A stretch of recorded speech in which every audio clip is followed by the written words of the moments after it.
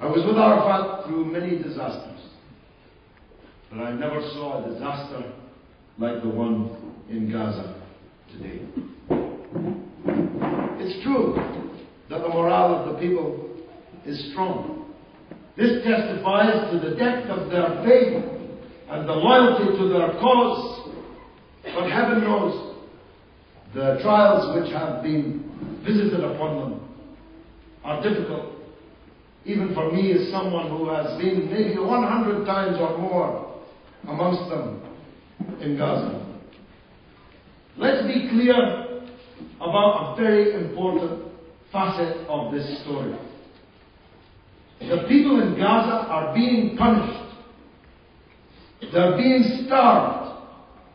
They're locked up because they voted in the only free and fair democratic election ever held in the Arab world for a party which Britain and America and Israel don't like. That's what this siege is about. I'm not a supporter of Hamas myself. I told you I've always been with Arafat. But I am with democracy. And the only people entitled to choose the leadership of the Palestinian people are the Palestinian people themselves. Nobody else. Not Britain, not America, and certainly not Israel.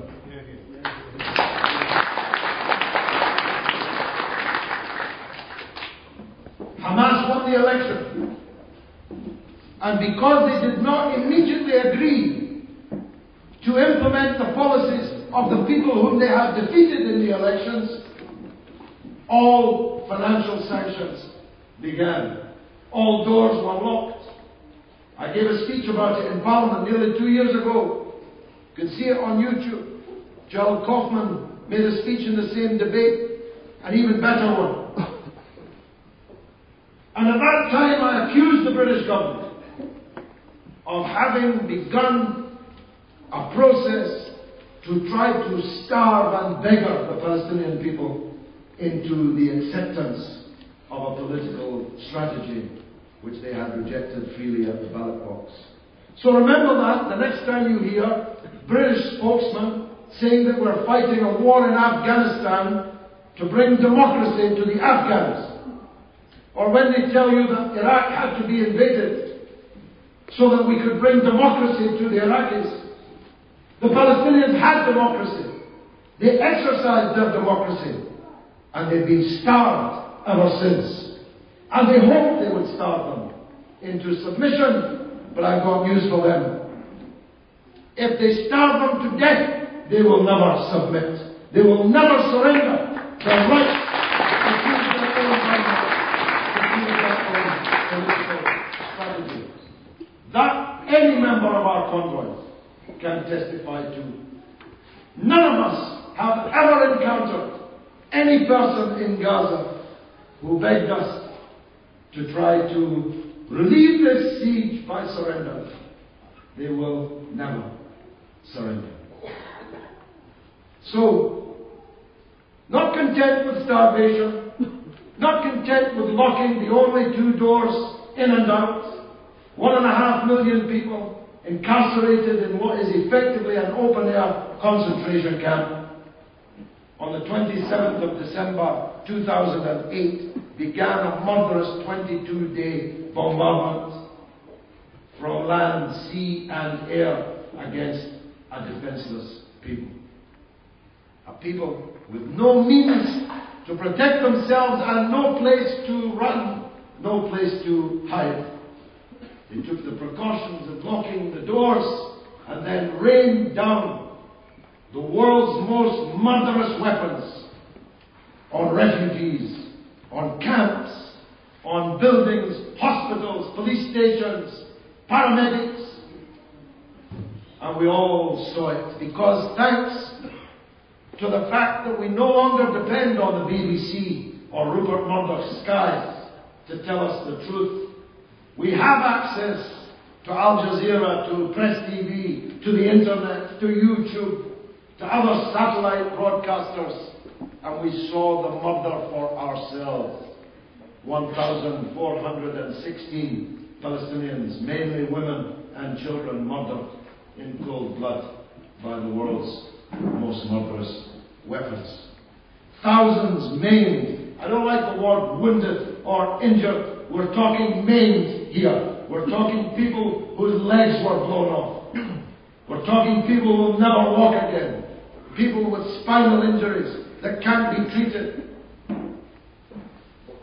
All in the name of anti-terrorism. This is the insult which is added to the injury suffered by the Palestinian people. They who are the victims of terrorism are called the terrorists, and Israel, who are the terrorists, are called the victims of terrorism. This is the insult which is added to a very considerable injury. And those of us with the access to the right TV stations saw the aftermath. We saw when the ambulance men were finally allowed into Zaytun district on the edge of Gaza City, where dozens of members of the same family were murdered. Can you imagine? One family, the Samuni family, more than 35, 36 I think, of their family were murdered there in Zaytuna. Where when the ambulance men got in, they found dead children, half eaten by the dogs that were roaming the destruction.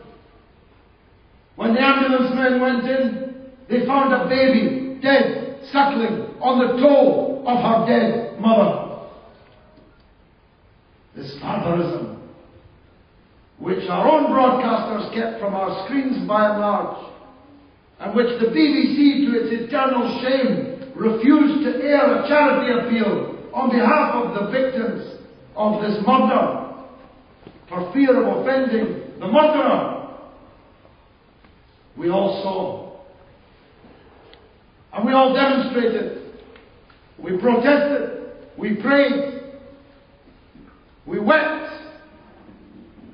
But on the demonstration on the 10th of January, as we marched through the snow in the dark towards the Israeli embassy in Kensington in London, I decided that action speaks louder than words, and I announced that as quickly as I could gather one, I would lead a convoy of material aid to drive all the way from London to Gaza to show the people there that they were not alone and that we were with them.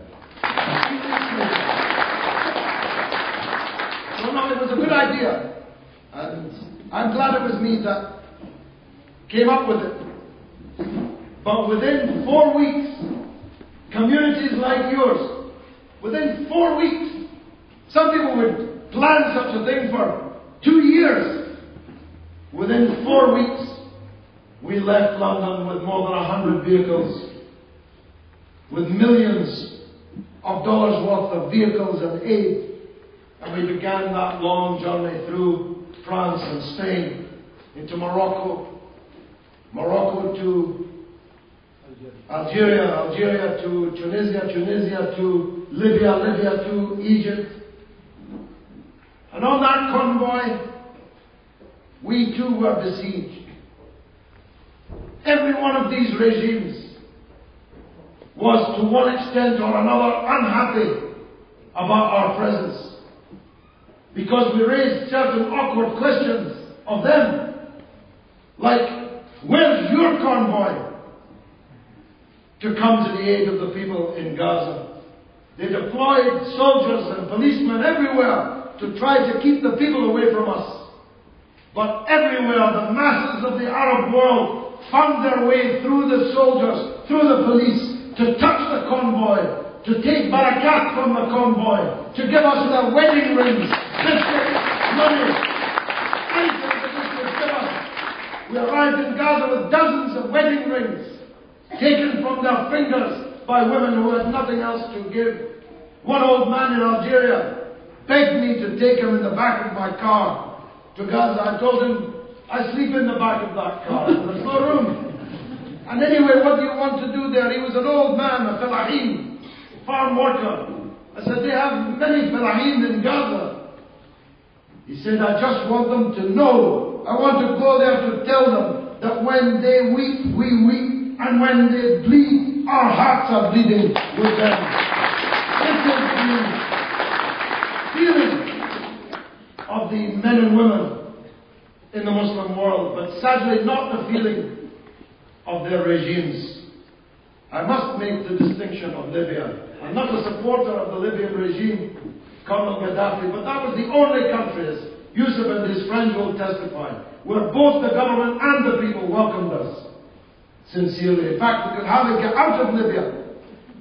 We'd still be there yet doing meetings with our convoy.